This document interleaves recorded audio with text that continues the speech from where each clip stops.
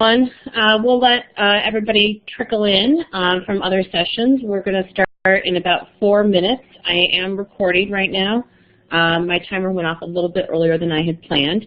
So just want to know that we're going to be going in a few minutes, and sit back and relax, and we'll talk soon.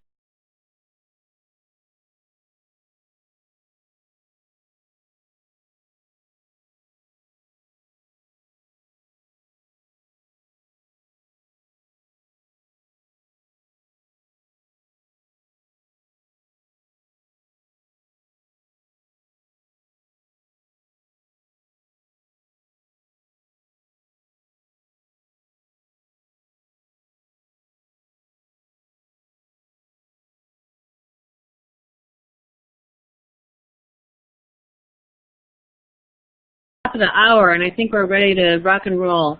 My name is Lucy Gray, and I am the co-chair of the 2011 Global Education Conference, and I'm happy to welcome you all to our last keynote of the day. We welcome Tara Abrahams, the Deputy Director of 10 by 10 Educate Girls, Change the World, and we're excited to hear their story and their plans, and we'll let them get going in a minute. They came to my attention because I'm part of a community called Apple Distinguished Educators, and one of my fellow, what we call ADEs, is named Julie Trell, and she works for Salesforce for their foundation, and she does volunteer work, I believe, with 10 by 10. And I thought this would be a great opportunity for them to share their work and for us to learn about what they're doing. And it really fits in well with a lot of presentations that we've heard so far. There's a film component to that, and we've had an unofficial theme around documentaries. As you know, there are 2 documentaries that are available for conference participants to view this week, Louder Than a Bomb and Schooling the World, which information on our website about accessing those. And so here we have, and we've also had some filmmakers talk as well, in addition to those documentary makers. So it's been kind of an interesting theme that we didn't intentionally plan, but we're really excited to bring this other dimension to the conference. So I'm going to let them talk in a minute, but I just want to take us through some really basic stuff about the conference. The first thing, I started the recording, so we've got that. But we have some special thanks to give today. We've been blessed to be supported by several sponsors, including Iron USA, Brain Pop, Flat Classroom, Little Lives, TechSmith, and Blackboard Collaborate. We could not make this happen without them, so thanks to our sponsors. The second thing that we like to do at the beginning of our sessions is to show a world map and give everybody whiteboard privileges so that they can mark themselves on this map. Here it is. I think we've done it. If you've been in lots of sessions, you've done this several times. You take the star tool and the whiteboard tools on the left-hand side of the whiteboard, and you click on that. You may have to click twice and indicate where you are in the world. In the chat box, you also may want to say where you are. I'm in Chicago, Illinois today, in the middle of the United States. So we have somebody from Canada. Looks like from somebody from around the Southern California area. All right. Madison, Wisconsin, yay. Huntington Beach. We like to do this activity just to kind of give everybody a sense. We have 2 Canadians, yay. We like to give everybody a sense of globalness, I guess, when we do this activity, and remind ourselves of how amazing it is to be able to connect via technology in this manner. So without further ado, I'm going to turn this over to Tara, and we'll get started. Let me go to her first page, and I will stop talking. Thanks so much, Lucy, and it's such a great opportunity to be here with you today and tell you a little bit more about the work that we're doing on 10 times 10. My name is Tara Abrahams, and I'm the Deputy Director of 10 times 10, which is a global media campaign with the feature film at its center to raise awareness about the importance of educating and empowering girls in the developing world. Our work is designed to give entry points to a variety of stakeholders to get involved in a collaborative effort to take measurable action on behalf of girls. 10 times 10 represents an effort to join forces with the business community, nonprofit organizations, maybe like many of you, global influencers, community activists, in a global call to action. And we feel that by working together, we can ensure that more girls have the opportunity to benefit from a safe and quality education. On the next slide, which I hope you all can see, what I wanted to talk about here is why girls. 10 times 10 started several years ago with what we know, which is that when you educate girls, important and significant and amazing things begin to happen. Health of families and entire communities can improve. Girls marry at an older age, perhaps have fewer children, and ultimately earn more income to devote to their families. Some research points to the fact that if more girls in a particular country are educated, GDP actually rises. So we know all of this, and since certainly many of you know this reality and may already be working on this issue through building schools, developing curriculum, fundraising for girls' scholarships, etc. For us at 10 times 10, we wanted to bring something to this issue that would allow us to support and help scale the work of organizations like yours who are working with girls and boys, certainly, on a daily basis to ensure that they become educated, healthy, and successful. So, what is 10 times 10? At this point, to get us started, I would love for everyone to take a look at a video, which will provide you with a brief snapshot of what 10 times 10 is and give you a window into our vision for how we plan to bring increased attention to this issue of girls' education in the developing world. And if you'll just bear with me for one moment, I'm going to load up the video.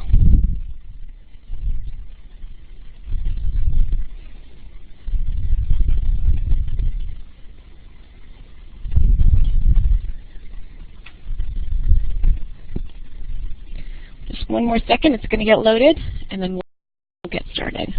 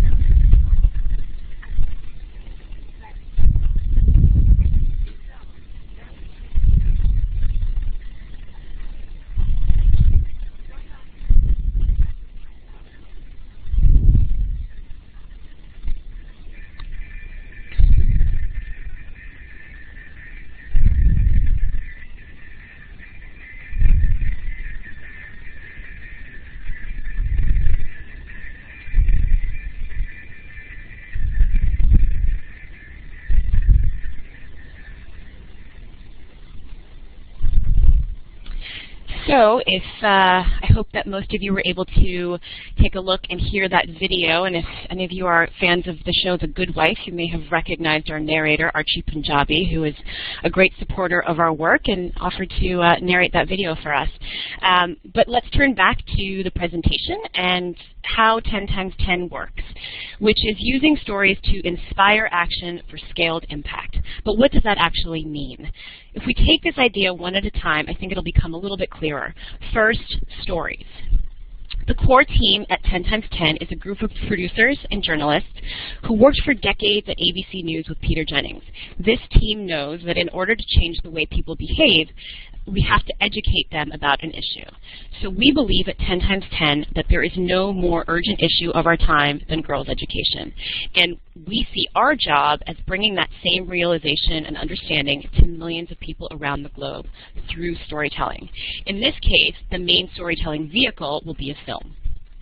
But for an issue as important as girls' education, we didn't want to just raise awareness and hope something meaningful happens.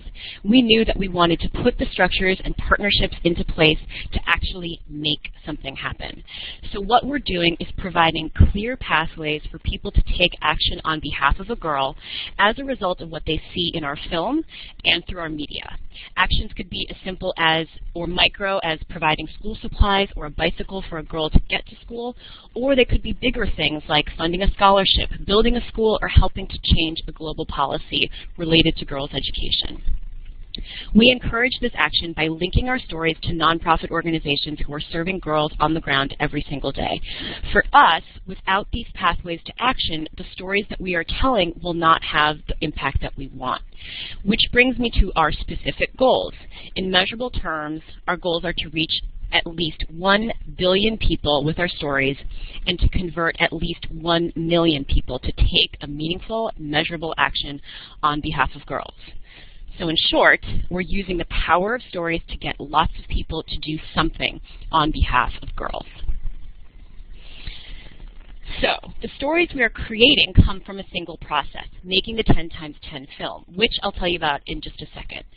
This process has 2 discrete outcomes. The film itself, which is scheduled for release in Q1 of 2013, as well as the creation of what we call 10 times 10 media. I want to pause on the idea of 10 times 10 media for a second. As you all know, in the past few years, the way the world communicates and shares information has changed dramatically. By creating media in advance of the film's launch, we are taking full advantage of that new world order. The production process of our 10 times 10 film, scouting girls, interviewing them, shooting in developing countries all over the world, it allows us to collect a lot of other media, stories, photographs, video footage of girls all over the world who epitomize the transformative power of the girl. We produce these stories and share them with our partners across every platform imaginable. We're building a robust engagement in girls' education through the 10 times 10 campaign more than a year in advance of the 10 times 10 film release.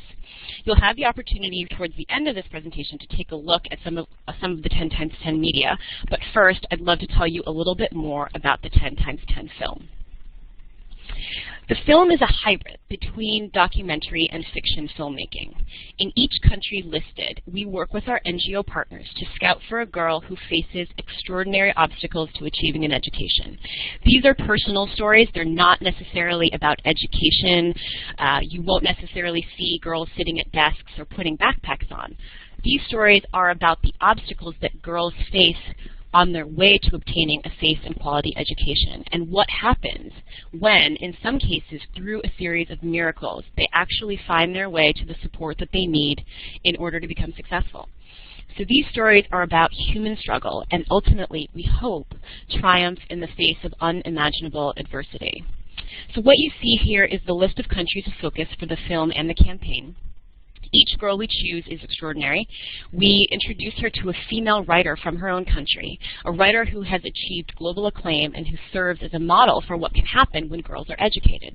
So each of our writers that we've confirmed are listed here. The writer spends time with the girl and uses that experience to internalize her story and write what amounts to a screenplay for that chapter of the film. It could be an essay, a poem, a letter. That story, that screenplay, will then be creatively realized on screen with narration provided by an actress from the Hollywood or global A-list. Together, the individual girls' stories will tell the overarching story of what it's like to grow up as a girl in the world today.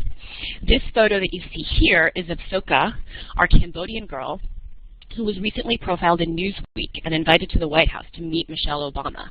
So already, even before a single frame has been shot, we're generating enormous visibility and attention towards the girls who are going to be featured in this film. One individual who heard about her story, about Soka's story, was so inspired that she's just donated enough money to build a school in Cambodia for young girls just like Soka. So this is just a small example of how we can scale a story and a message, and in this case, inspire an incredible and measurable action, which is exactly what we want for our impact goals. So now a little bit more about the 10x10 media. When we say media, we mean content that we develop during the course of making the film that tells the story of educating and empowering girls in diverse and engaging ways. Usually, filmmakers wait until a few months before a film is released to start to talk to their audience and launch an engagement campaign. And they produce DVD extras that they add to the film almost as an afterthought. What we're trying to do, and as many people are trying to do now, are turn that model on its head. We're building our campaign now, producing extras now, and creating awareness and entry points for individuals to get involved with the campaign. So in a sense, we're building the movement and growing an audience of support for 10x10 even while we're actually making the film. It's important to mention our NGO partners here. Remember, we begin the filmmaking process by meeting girls identified for us through our relationships with NGOs. Only 10 girls will ultimately be featured in the 10x10 film, but as you can imagine, we're meeting literally hundreds of girls in the field who all have extraordinary stories as well. And our NGO partners are clamoring for new and different ways for these girls' stories, as well as their organization's stories, in working with these girls to be told to a broader audience. You'll get a better understanding of the 10x10 media in a few minutes when we'll give you a chance to view what we've already created for the campaign more than a year in advance of the film's release. You've heard me mention partnerships several times already in this presentation, and in fact, 10x10 is built on a strategy of robust, strategic, and we hope win-win partnerships. Partnerships are key to campaign engagement, they're key to distribution, and of course to impact on the ground. We're not an NGO ourselves, so we really do rely on partnerships, especially with our nonprofit and grassroots organizations, to make sure that we're having impact on girls' lives. Here are the 4 categories of our partners. The content we create is designed to give each category of partners compelling ways to tell their own stories. It might be a corporation telling the story of their work in sustainable development, or an NGO's story of changing a girl's life through a program on the ground. We create videos to support policy initiatives, and we feed our content at the grassroots level through community organizations and schools, such as the Baldwin School in Pennsylvania, where this fall, in fact, the whole lower school, the service initiative is built around 10x10 and around actions that support 10x10 NGO partners. So our goal is to use our media to drive actions to our nonprofit partners who are serving girls on the ground every day. More people, more engaged, taking more action to support best practice global platforms. And here's how we envision all of it working and coming together. This slide is really meant to represent how the distribution works for 10x10 media. So as you can see in the upper left, perhaps a corporation can use 10x10 media for customer engagement or even employee recruitment, talking to prospective employees about how their commitment to girls and women is a reason that they should come work at a particular company. Our partners at Girl Up and the United Nations Foundation are using a 10x10 video, which you'll see in just a couple minutes, as the centerpiece of their End Child Marriage initiative, pushing out the story that we produced for them to their 200,000 supporters on Facebook and their hundreds of girl ambassadors around the U.S., and asking those girls to get involved to fight for girls around the world to get an education. On the policy front, we recently worked with the Vital Voices La Pietra Coalition to help them launch their third billion campaign drive, with a call to action to corporate and global leaders to invest in women's economic empowerment. At the center of that campaign was an advocacy video that we customized for them to bring to the members of the G20. Their target audience is the members of the G20 Summit, major global influencers. So 10x10 media really does get in front of decision makers, but that's only by virtue of the partnerships that we've developed. We're also trying to leverage 10x10 media to support grassroots efforts. And just as one example, we're launching our 10x10U, or our campus program, this fall, to encourage students around the country and ultimately way around the globe to get involved in the issue of girls' education. So the key point here is that we're scaling our reach through partnerships and engagement, providing our media to our core partners, our corporate investors, and grassroots organizations all over the world in order for them to take advantage of the stories that we're finding and creating for mass distribution. This is what we mean when we say we're using the power of stories to create a global call to action. So now we're actually going to flip back to the film for a second, since as you recall, we're releasing the 10x10 media far in advance of the film, but the film needs to come first. We're collecting a bunch of stuff along the way while we make the film, but on the other hand, it also comes last because it's the last to be released. So we'll talk about distribution in just a second. So 10x10 is funded by corporate commitments and individual philanthropy, and that's very important because what it means is that at the end of the day, we can work towards our goal of having the film widely shown to raise money for our nonprofit partners so that they can use the film to do private screenings and events and to reach important and diverse audiences at the global policy level and at the grassroots level. We're already receiving requests from grassroots organizations who want to know when they can host a screening of the film, which we're aiming to do down to the very last mile, which is the whole idea, and you'll see this on the next slide, which talks about our vision of exclusivity to ubiquity. This slide basically represents the timeline of the 10x10 film release and the way we envision moving from the high-impact exclusive screenings to achieving ubiquity with the film and with the 10x10 content to the farthest corners of the world. So we start with exclusive screenings and move through a very traditional distribution process until we reach the last mile, when the 10 stories of the film could be broken up into their component parts. They could be translated into their local languages and then especially used as teaching tools in communities where the stories of girls' achievement and education are needed most. We're nurturing relationships with who we call the local Oprah Winfreys in our 10 countries and certainly beyond, as well as important media outlets, activists, and influencers who will bring 10x10 into their countries to drive change and make sure that this message of girls' education will be seen and heard far and wide. And now to our impact, which I've mentioned before, but it's incredibly important to highlight because for us it's the entire reason why we're doing this. Here are our goals for the 10x10 film, media, and overall campaign. We've thought long and hard about what global change looks like for us, and we believe that to be effective, you have to change three things. You have to change minds, change lives, and change policy. We're already on our way. We've reached more than 2 million people with 10x10 media, and we've moved books and school supplies, bicycles, and funding to our partners on the ground around the world. We're really excited about the work ahead to achieve the 1 billion global impressions and our 1 million actions for girls. I know our nonprofit partners are excited about that as well. Most importantly, perhaps, the policy change both at the global level in terms of prioritizing the girl and girls' education, but also the local level is very exciting, where certain countries may be particularly poised to make key advancements in girls' education. So for the policy angle, which I haven't spent as much time talking about so far, we actually work with organizations such as the Brookings Institution with their Global Compact on Learning. We've looked at the World Bank's new white paper on adolescent girls, and also working with Vital Voices and other women and girls-related policy organizations to identify clear global objectives for the campaign. In addition, each 10x10 country will have its own policy goal linked to an issue explored in the film. So that might be early marriage, bonded labor, gender-based violence, all issues that girls face in, unfortunately, far too many countries around the world. Next slide. So before we give you a preview of some of the things that we've been working on at 10x10, here's where we are. We've created more than 20 videos to date, as well as several different toolkits.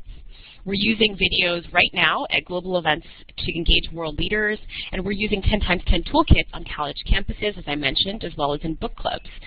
All of the photographs that you've seen in this presentation have been taken by our producers in the field on initial scouting trips. And if any of you are in the DC area, you may be able to catch an exhibit of some of these photographs at the USAID.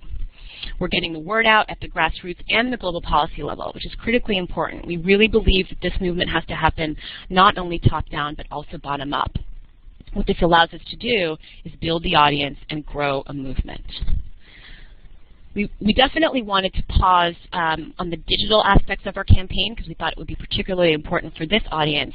So in the digital world, we're creating media, slideshows from Ethiopia, advocacy videos from India, and attaching to each piece of media a call to action, whether that is to sign a petition through the UN Foundation's Grow Up initiative or to send a package through our partners at CARE, a care package through our partners at CARE. What we're doing is building a digital infrastructure so that we can track the conversion rates of our content. So everywhere a piece of 10 times 10 media goes, we can see what people do. Do they actually take action? Which stories are most powerful? And how can we make our storytelling better to achieve higher rates of conversion? Remember, we're aiming for 1 million individual actions, so what we want to be able to do is along the way course correct and figure out what is going to most inspire people to take an action on behalf of girls. And finally, we wanted to pause and talk specifically about grassroots engagement, which will bring the 10 times 10 media and the film, of course, to communities and neighborhoods domestically, as well as the farthest corners of the world. In our desire to reach ubiquity, we know that we need to partner with organizations who are doing incredible work to not only operate programs that provide girls with an education they need to be successful, but who also engage other key stakeholders in fighting for girls in the developing world. This is how we envision achieving transformational generational change, by engaging a coalition of like-minded organizations of all shapes and sizes from many more than 10 countries around the world to join together and create a global call to action for girls. I know that we're almost at the question and answer period, but we thought that it would be important to highlight some of the stories and media that we've developed in just the first few months of our efforts. The first story that you'll see here is that of Melka, a girl whom our team met in Ethiopia. So I'm just going to again load up the link.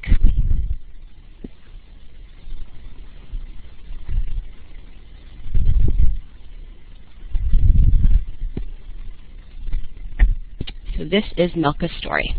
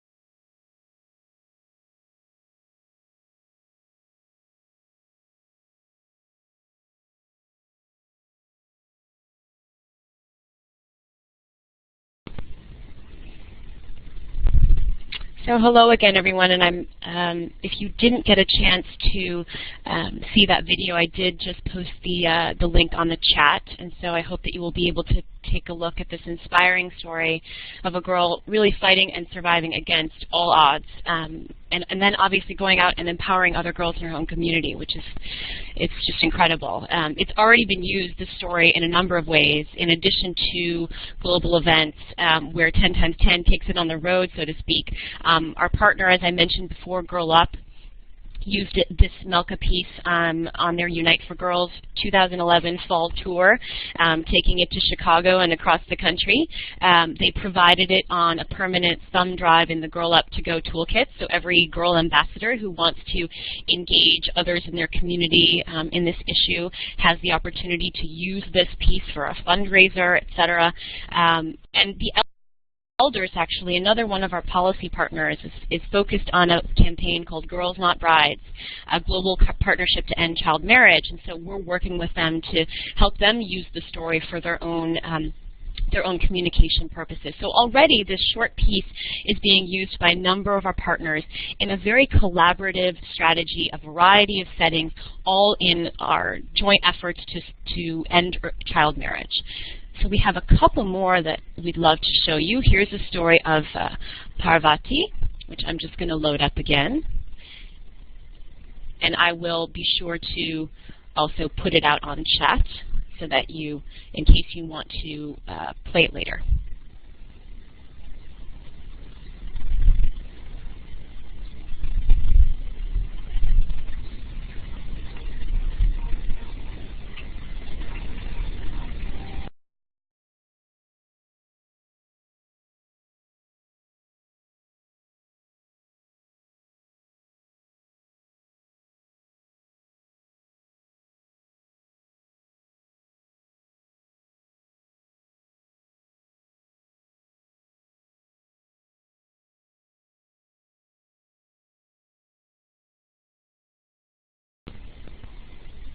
So there you saw the story of Parvati, which we developed when our producer Martha Adams visited our partner Pratham in New Delhi.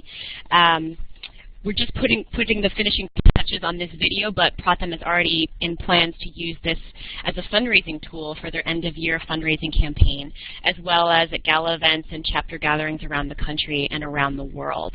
Again, another example of content and stories that we're developing in the field, just while Martha was there to do a pre-production trip to India with the girl who will actually ultimately appear in the film when it comes out in 2013. One last thing that we wanted to show you was this video that we prepared for our partner, the Global Campaign for Education, in conjunction with their replenishment or fundraising conference last week in Denmark. So the aim of this event was to raise at least $2.5 billion US to support education in developing countries for the next 3 years. So the conference was attended by more than 200 delegates from donor governments and multilateral agencies, private sector groups, foundations, ministers of education, etc. So GCE wanted to spread the message of education in a slightly different way. So this is the piece that we put together for them.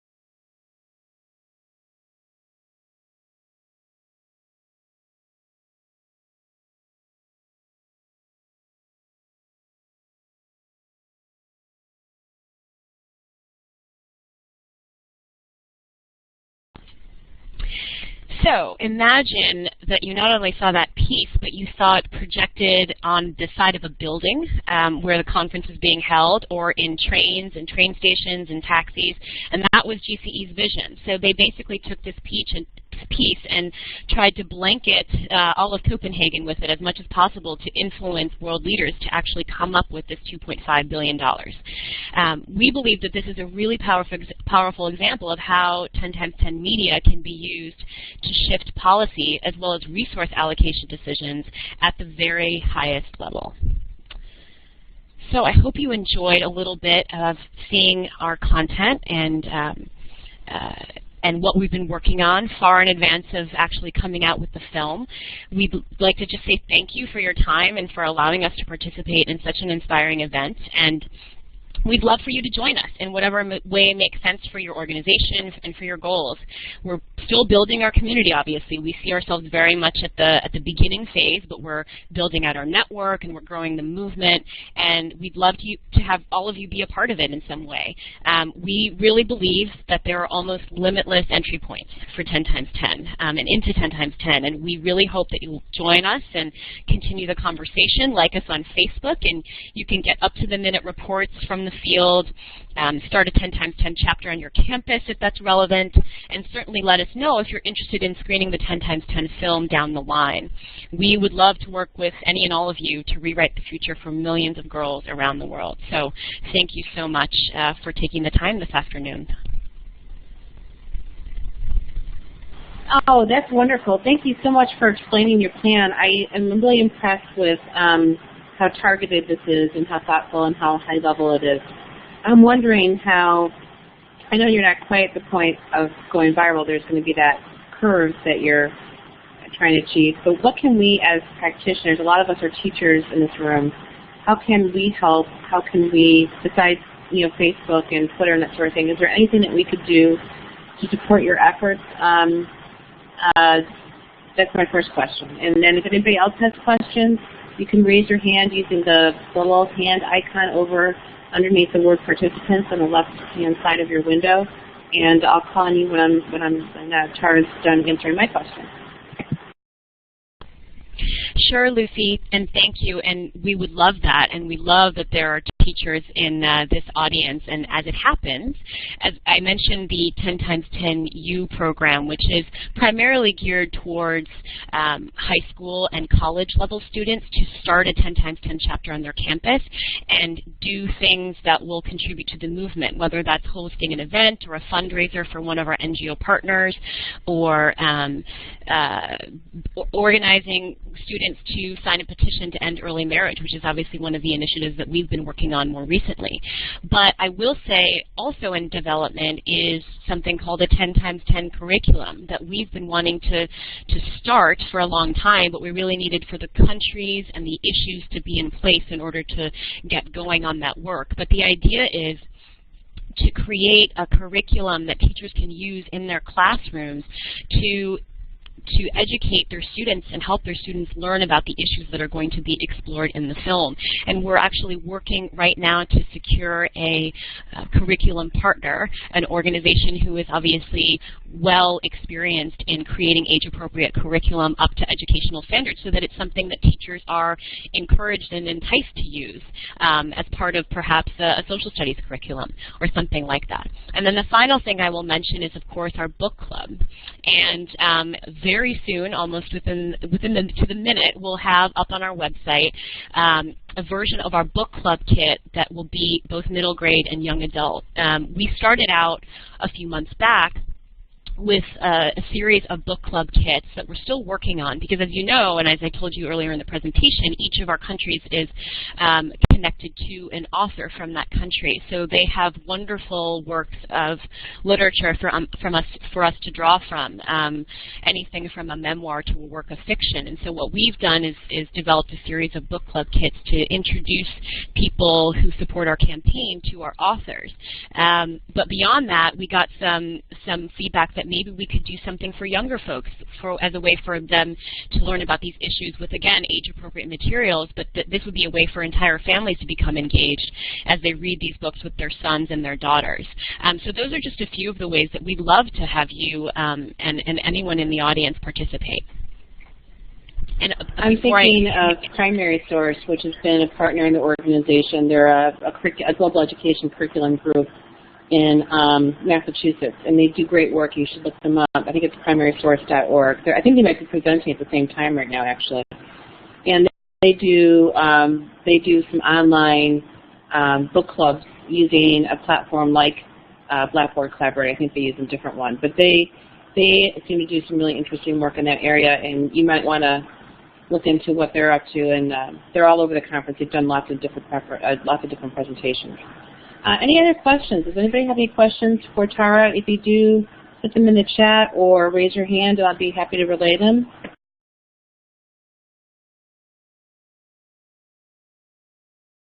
they're in stunned silence, I guess. Here's my next question. And maybe I missed this because I'm kind of multitasking here, but how were the countries chosen? I'm really curious as to how you picked the particular questions in the countries, and review for me how the 10th one is going to be chosen. Sorry. No problem, and it is a good question, and it is somewhat of an organic process for us at 10 times 10. We started out, the team of journalists, as I mentioned, started out doing pretty extensive research on issues facing girls, so not just the status of girls' education in our various countries, but also other issues that affect girls, some of which I've mentioned today: early marriage, bonded labor, sex trafficking, etc.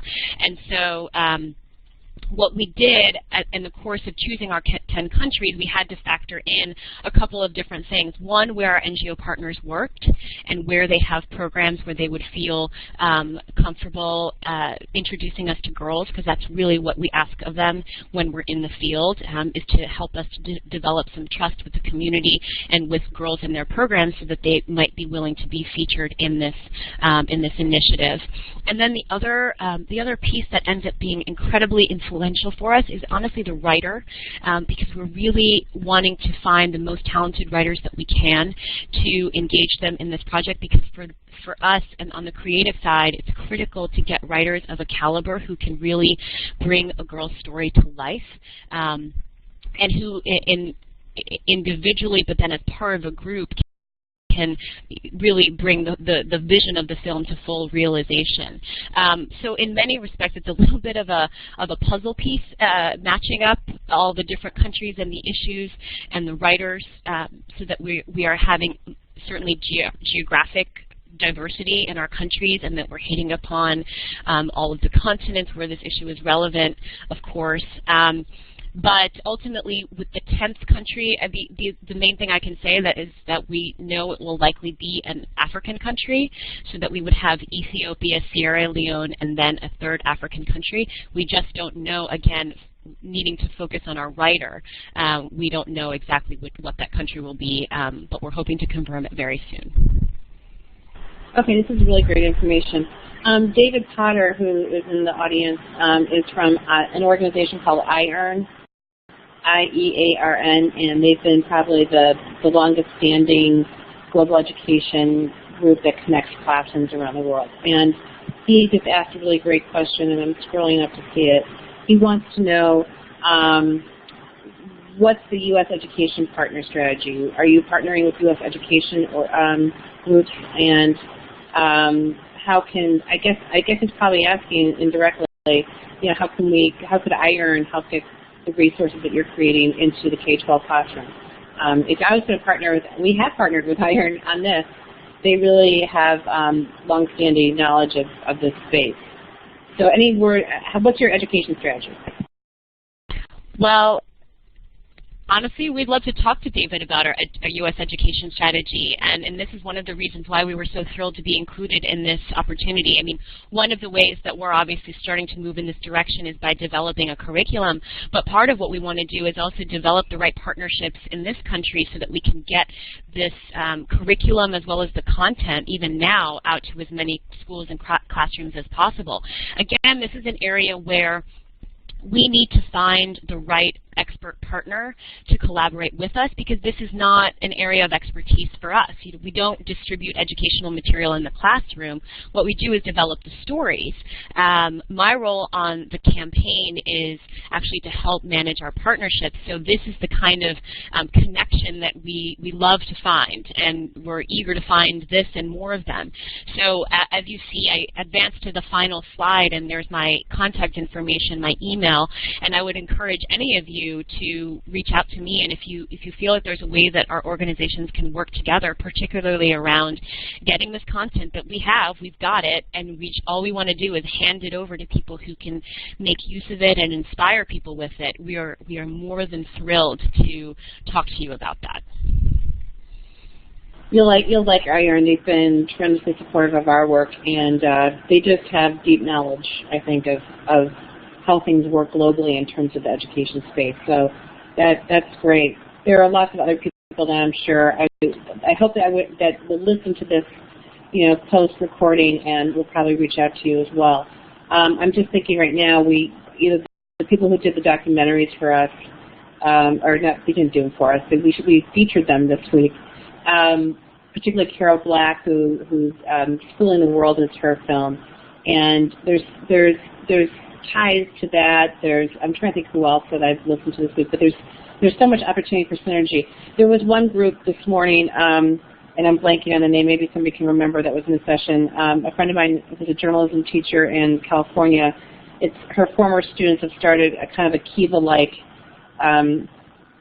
organization to fund kids to go to school, I think in Africa and other countries, and so that would be another logical group to talk to as well. There was another question down here as well about internships. Somebody says they were, if somebody wanted to intern for your organization, do you offer those kinds of opportunities? We absolutely do, and I think you might see in the chat that we have an email address specifically for this, intern@10x10act.org.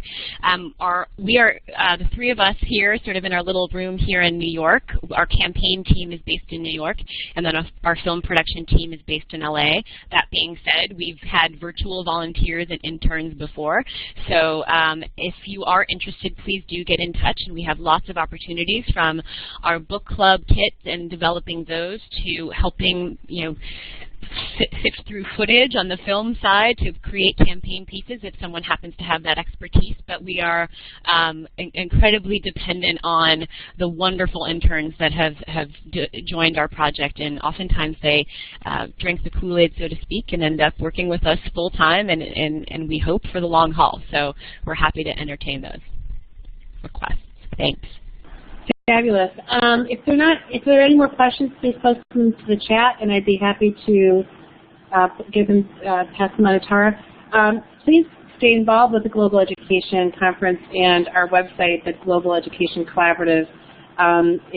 We now have nearly 10,000 people in there, which is mind-boggling, and probably 3,000 of them have joined in the last 2 months, maybe last month. It's been kind of crazy how we've grown, but there's a lot of people, a lot of organizations, not just teachers, but there's a lot of nonprofits and people involved. So if you ever have any kind of publicity type thing, please post in our discussion forum, and we'll blast it out over Twitter and that sort of thing, and hopefully we can keep spreading the word for you at the very least. Any more questions? Well, thank you so much, everyone. It was just a great opportunity, and we do look forward to staying involved in the community, the Global Education Conference, and thanks so much. Thank you, everybody. This has been wonderful. I'm going to stop the recording so that we can archive this, and the recording has to process. It takes about a half an hour for the recording to become available. And I also have to, unfortunately, this is kind of abrupt, kick everybody out of the room in order to process the video. So I'm going to stop recording right now. If you want to stick around for a second, you're more than welcome to.